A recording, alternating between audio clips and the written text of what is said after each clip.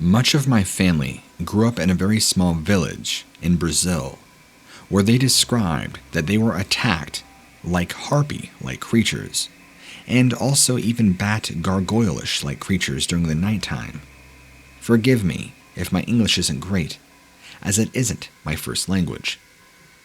They would always go into detail about how at nighttime, both sets of creatures would ravishly descend upon the village, taking any victims they could, killing all who were out and could not defend themselves. This usually resulted in small children, and they would apparently bring them back to their nest up in the trees of a tall mountain not far from the village. Many people of the village thought that these creatures were a curse set upon by a large underground coven of the village. Apparently, many black magic practitioners and witches would summon these beasts to do their bidding. Although it was never fully proven, they were able to arrest and capture 2 witches who claimed to be responsible for the creatures' appearances. Nothing was fully proven, nor was it ever proven that they were a part of a larger coven in conspiracy to summon these creatures to descend upon the village. The harpy creatures were described as being half human or half woman, and half eagle or bird, having large ravenous talons as feet, and large black wings for arms, with the rest of its body being exposed, including breasts and face. The eyes were like that of a serpent, and teeth like those of a jaguar, very sharp and used for ripping and tearing meat. The bat or gargoyle-like creature were also described as pitch black, halfway between a human and a bat, but much more gruesome and deadlier, having large claws at the tips of their wings and having huge black sharp talons at the end of their feet. Their eyes glowing red to be seen in the night, and having large vampire-like fangs with little rows of edges of sharp teeth. It's not certain if these creatures were from the same family or working together, but the village was pretty sure that they came from the same source, and their nests were together. One of the men of the village believed that the bat creatures lived in an upper cave in the mountains, not too far from the village, while the harpies actually lived up top the mountain, and that one of the villagers, being fed up, attempted to go there and kill them, but ended up being killed and eaten himself, while another villager apparently discovered his skull and the rest of his remains while in an attempt to rescue him, while he too perished. After about 9 or 10 years of this going on consecutively, a couple of missionaries came into the village, Catholic missionaries, and they too were driven out by these horrendous, hideous creatures, not because of what they taught or their beliefs, strictly because they were another walking sack of meat. I don't know if these creatures still plague this village to this day. The story that I'm telling you took place back in the early 60s and even into the early 70s, so it's hard to say what's going on now, but it wouldn't surprise me if these creatures are still stalking the night, ravaging any victim they can get their talons on and feast upon. This is a separate email that I wanted to send you in regards to the night creatures that I just emailed you about, the harpy creatures and the bat creatures. There was also reports, again, about the same time frame, way back in the late 60s and early 70s, from a nearby adjacent village, of seeing flying large reptiles in the sky, or dragons, as you call them. Maybe not up close, but high up in the sky, large enough, with large head, spikes and horns, and wings. No breathing fire, sorry, but they were spotted by multiple villagers, and again were suspected to be hiding and living in the mountainside, along with the harpy creatures and the bats. I don't know how much truth there is to these, along with the other encounters, but there are many villager witnesses. While these particular encounters aren't as frequent, they have been spotted. I can't say anything for modern day, but they are around, and it is rather frightening to know they exist.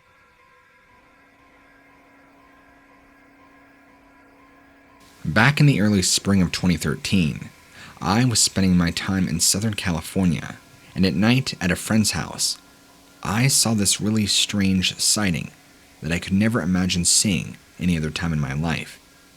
But that time, I was at an all-time low, and I almost wonder if that has anything to do with my sighting of this creature, as if perhaps it was an omen. But I can confidently say, it was certainly no animal. It appeared far too intelligent. Maybe it was an omen. Maybe it was a sign that I should change my life around. Back in my friend's backyard, a ways back, is a large dead tree, and at nighttime, we were out there partying.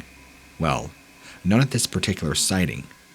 At the time, I was completely sober, but I saw something that resembled a large bat perched up high on the top of this tree.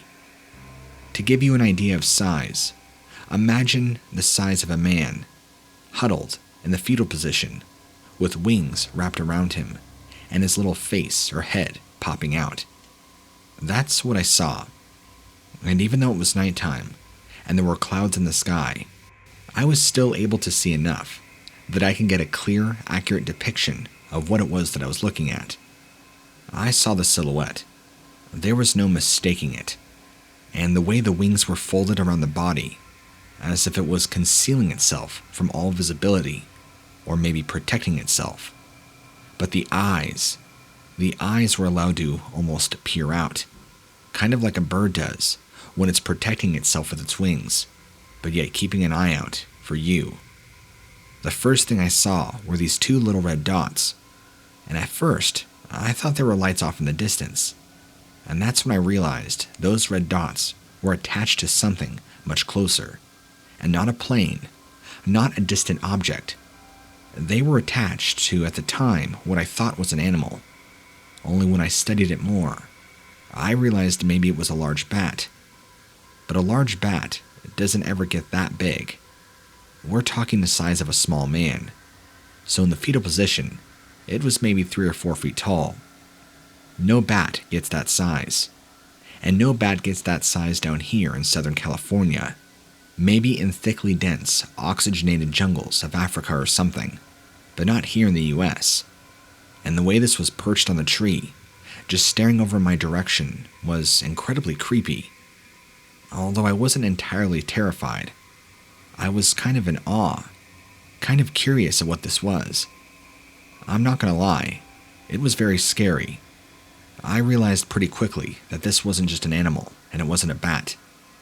Something instinctually told me that this was here for me. Why or what it was, I'm not quite sure, but it has stuck with me ever since I had this sighting. It never moved, it never wavered. It stayed perfectly still, like that of a statue, just watching me after maybe 2 or 3 minutes of staring back at this thing, deciding what I should do. I casually walked back inside, didn't say anything to my friends, and resumed the night as normal. The next morning, casually in the kitchen, looking out the backyard, I looked up at the same spot on the dead tree, and there was nothing there. I didn't hallucinate it. I guess I can't make that up. I saw what I saw, and there's no mistaking that there was this shape up there. This shape that distinctly looked like a bat or a man, but not Batman. I'm trying to make this serious. I just know that a bat doesn't tuck its legs in the fetal position. Only a person does that. And the way it was shaped, just everything was wrong about it. I'm terrible at describing what I saw, and I'm sorry for that. In a way, I feel like this encounter was somewhat positive, because shortly after, I did clean my life up quite a bit. Dumped my druggy girlfriend, who was bringing me down at the time, and we were in a very sour relationship, to say the least. Ditched a lot of my friends at the time, who were very bad influences, a lot of alcohol, a lot of drugs. Cleaned myself up, got on the ready and narrow path, went to school, and now I have a pretty decent job, a great wife, and I'm expecting here in the next few months.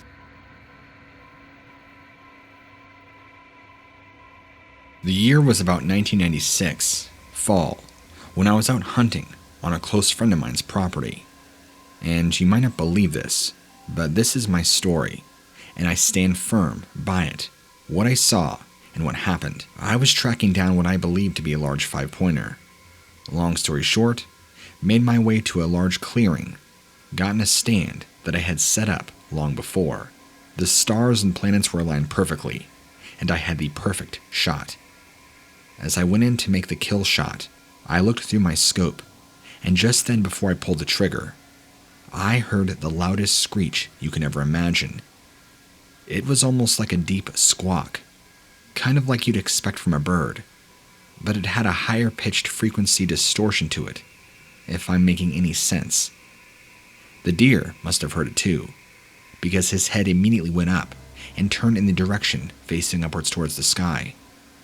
Before I even had a second to react, this large black flying thing swooped down and literally picked up this 5-point buck and carried it off into the trees, far beyond any visibility that I had at the time. What this thing was, I'm not sure. I want to say it was a large bird, but it was larger than me, and had very long dangly legs with large black talons at the end that it gripped onto this buck and picked it up. This wasn't a slow motion thing. This was a one quick swoop, fly down, grab the buck, and fly off. The entire thing maybe lasted 2 whole seconds. I got a view, but not a great one. Enough to see that this thing was pitch black, and the wings weren't like that of a bird, covered in feathers, and shaped parallel to the ground. These were almost bat-like.